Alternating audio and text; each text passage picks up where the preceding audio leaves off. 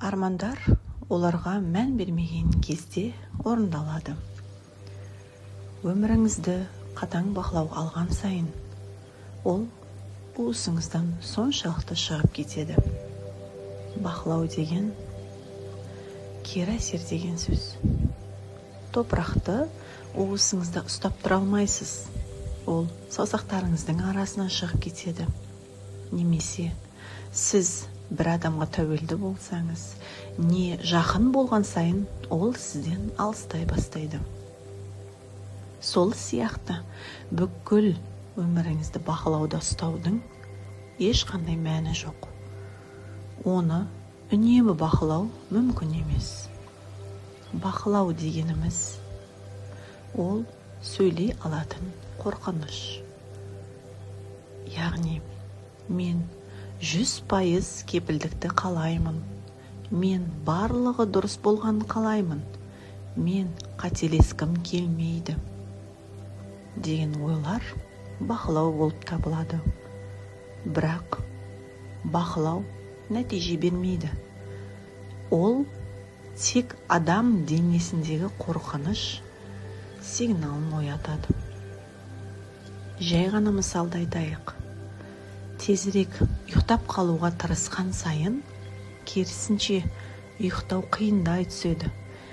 Немесе тағы бір мысал, адамдардың көзіне жақсы, шынайы болып көрінуге тырысқан сайын, бәрі өтірік тәрізді болып кетеді. Армандар да тура осылай жұмыс жасайды.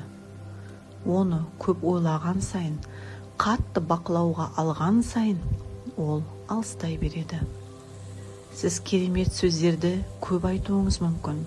Өзіңізді медитация арқылы көндіремін деп ойлауыңыз мүмкін. Бірақ дене бәрін сезеді. Ол ширығып, шаршап, қабылдамайды. Сіз медитация жасайсыз, дұға жасайсыз. Бірақ сіз ол кезде өзіңізден мен кіммін? Маған осы керек па? Деп сұрамайсыз. Сіз нәтиже қашан болады деп сұрайсыз. Бұл деген сенім емес, бұл сауда. Мен отырып күнде медитация жасасам да, күнде дұға жасасам да, неге менің арманым орындалмайды? Қашан орындалады? Деп саудаласасыз. Жаратқанмен, әлеммен саудаласасыз. Енді сізге бұның барлығы парадокс екенін айтқым келеді. Парадокс дегеніміз қарама-қайшылық. Сіз қашан арманыңызды жібересіз, ол сол кезде орындалады. Бақылау ол өткенді уыстан, ойдан шығармау деген сөз. Өткенді бақылау жаңа нәрсеге ашылмау. Яғни сізге жаңа мүмкіндік келіп тұр, бірақ оның орны бос емес. Және де бүгін біз қалай армандау керегін емес, қалай арманды босату керек екенін үйренеміз.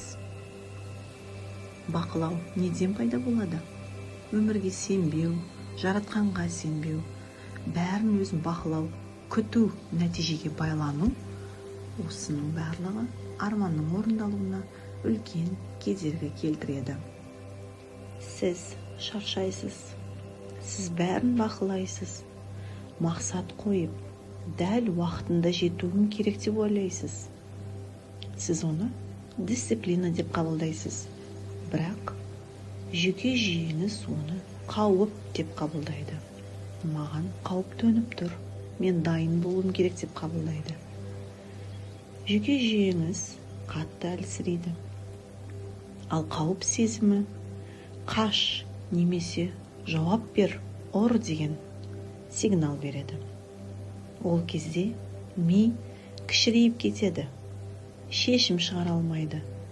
Бақылау деген соншалықты кері әсерін беруі мүмкін. Сырттай сабырлы болып көрінуіңіз мүмкін. Бірақ іштей сізде соғыс болып жатады. Қашан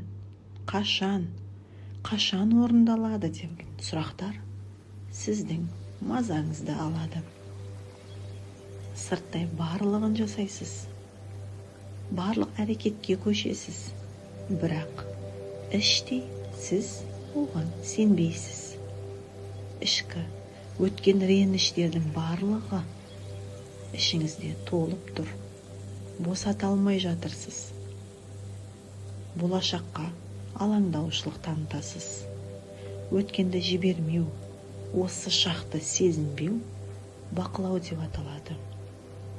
Бақылау арқылы санамызға белгілі бір нақты жобаны суреттеп аламыз. Арманымыз басқаша орындалса, оны қабылдауға дайын болмаймыз. Себебі сіздің бақылауыңыздағы сурет бұндай емес.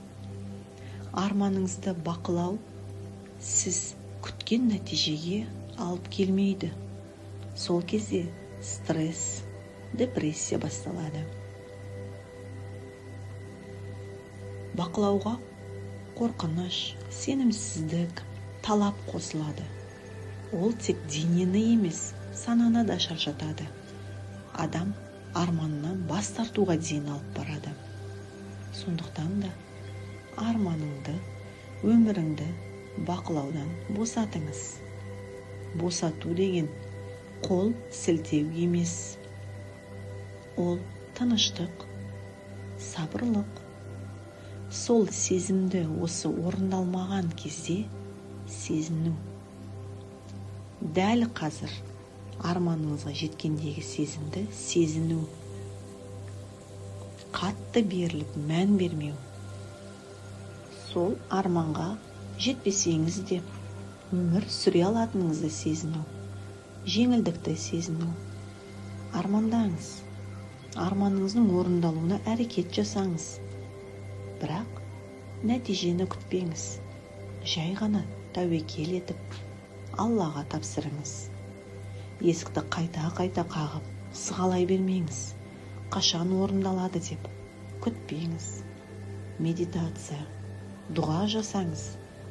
Бірақ тыныштықты сақтаңыз. Сол кезде күтпеген жерден сіз армандаған күндеріңіз алдыңыздан шығатын болады.